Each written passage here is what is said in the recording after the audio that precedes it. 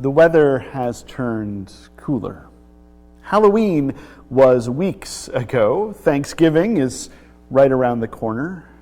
Next Sunday is the first Sunday of Advent, when we start preparing for Christ to come into the world. And that means that a significant portion of society is already in the throes of Christmas.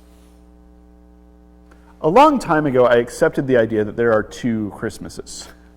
They've been pulled apart and recombined and shaken together and wrapped around each other. But if you look closely, you can see the seams.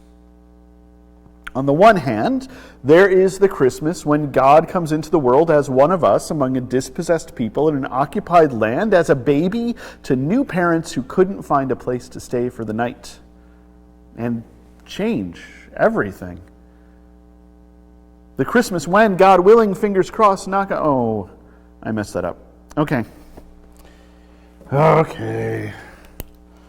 And take it again.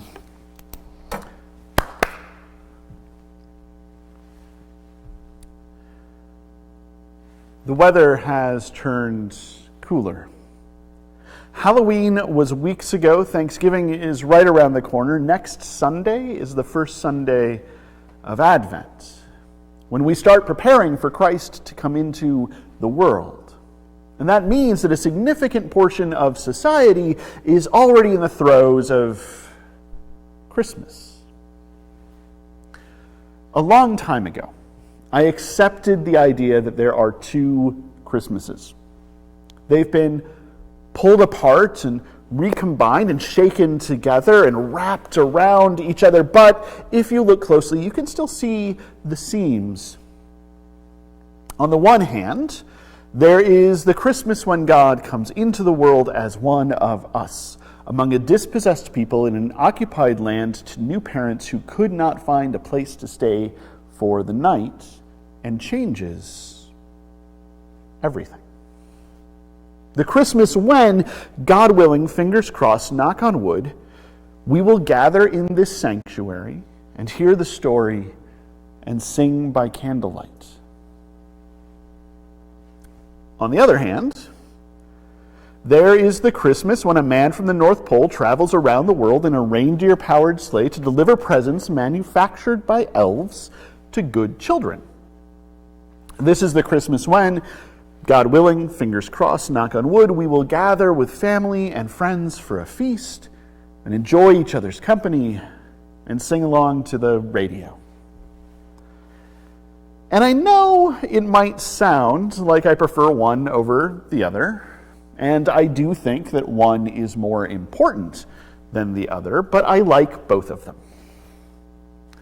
But the reason that I am telling you this is because there's this song. It's about a woman who's at her boyfriend's house.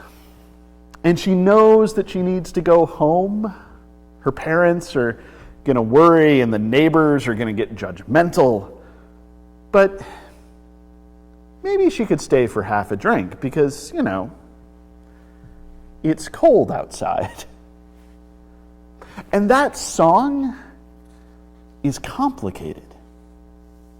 On the one hand, when we listen to it today, it can sound a little creepy.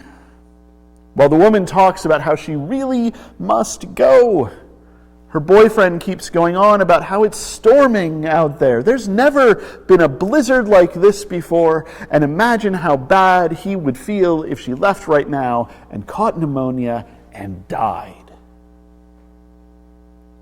On the other hand, when the song was written in 1944, sexual mores were different.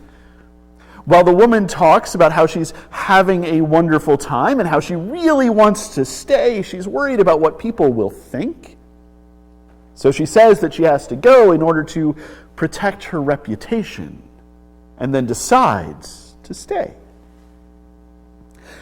And how you interpret the song depends a lot on where you're standing and what you think about premarital sex and what you think other people might think about premarital sex when you hear it. What the song means depends on the listener. Today is Christ the King Sunday, and our scripture reading is complicated. In the days of King Uzziah of Judah, Isaiah had a vision. He saw the Lord sitting on a throne, high and lofty, the hem of his robe filling the temple, seraphs flying above him, calling out to each other, "Holy, holy, holy is the Lord of hosts. The whole earth is full of his glory." And Isaiah became a prophet. He delivered the word of the Lord to the people. When Uzziah died, Jotham became the king of Judah, and Isaiah prophesied. And when Jotham died, Ahaz became the king of Judah, and Isaiah prophesied. And when Ahaz dies, Hezekiah will become the king of Judah, and Isaiah will prophesy.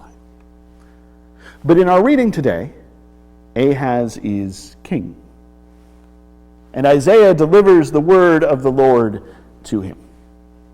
The people who walked in darkness have seen a great light. Those who lived in a land of deep darkness, on them light has shined.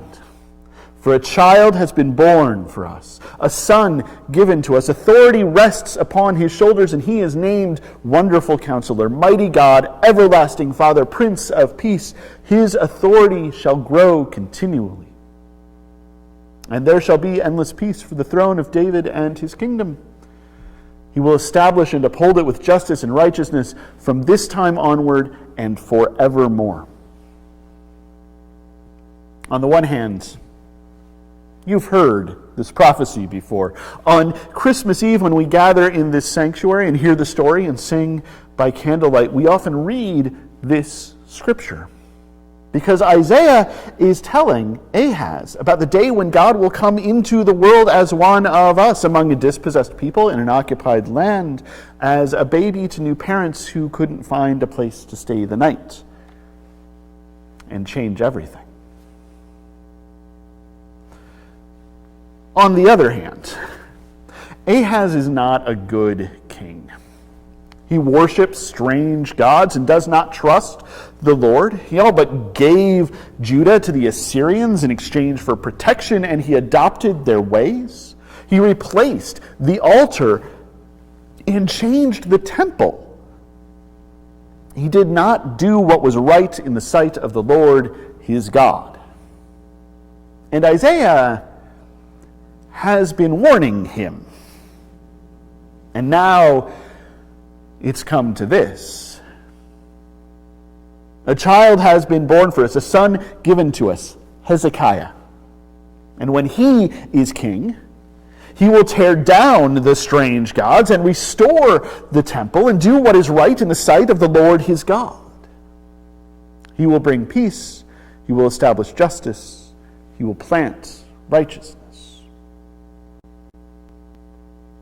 And how you interpret this passage depends a lot on where you're standing, and whether it is long before or long after Christmas, and what you think about Jesus when you hear it. What the prophecy means depends on the listener. Sometimes a song or a prophecy or a story can mean more than one thing. Baby, It's Cold Outside is a little bit about creepiness and a little bit about a woman's sexual agency. And that's because it's about a woman's sexual agency in a time when that sexual agency was policed in a creepy way. And this prophecy from Isaiah is absolutely about Hezekiah.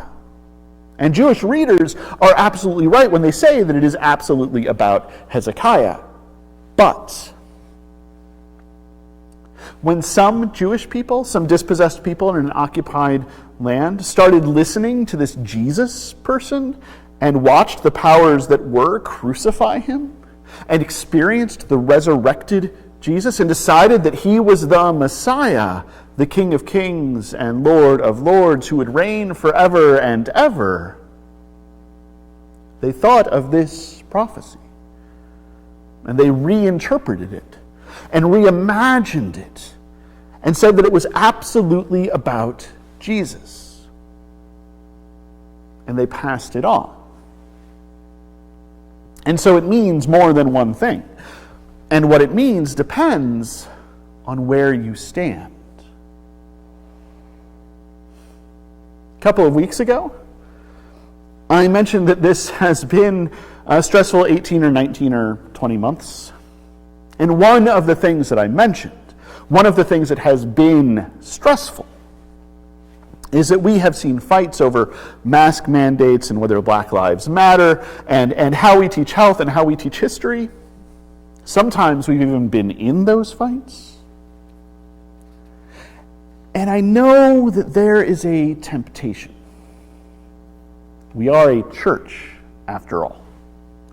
And a lot of us were taught that when you're in church, you take the stuff that's stressful, the stuff that's divisive, the stuff that people fight over, and you put it on the side. You can pick it up again later when you leave, and that's perfectly fine. But in here, when we gather in the sanctuary and hear the stories and sing the songs, well, that's all we do. The stress and the division and the fights can stay out there. For an hour or so a week, we get to leave it all behind and be safely in here. And I get it. Believe me, I get it. I feel that temptation tugging at my heart. But, and you knew there was a but, the thing is, when Jesus started his public ministry in Galilee, he stood up in front of a synagogue and told us exactly where he stood. He told us exactly where those of us who believe that he is the wonderful Counselor and mighty God and everlasting Father and Prince of Peace, that he is King of Kings and Lord of Lords who reigns forever and ever. He told us exactly where we stand. He read a little bit of that prophet, Isaiah. The Spirit of the Lord is upon me, because he has anointed me to bring good news to the poor. He has sent me to proclaim release to the captives and recovery of sight to the blind, to let the oppressed go free, to proclaim the year of the Lord's favor. And that means that we are not exempt from talking about and thinking about and praying about big issues of justice and righteousness. We are not free to give in to that temptation. Instead, we need to remember that we were once vulnerable. And God came into the world as one of us among a dispossessed people in an occupied land to redeem us and restore us and revive us. And that what the songs sound like and what the stories sound like and what the news sounds like and what the world looks like depends on where you stand. And that because Christ stood with us, we stand with Christ. And because Christ stood with us when we were vulnerable, we stand with the vulnerable who are Christ. In here and out there. Everywhere and all the time. That is what following Christ means. That is where we stand.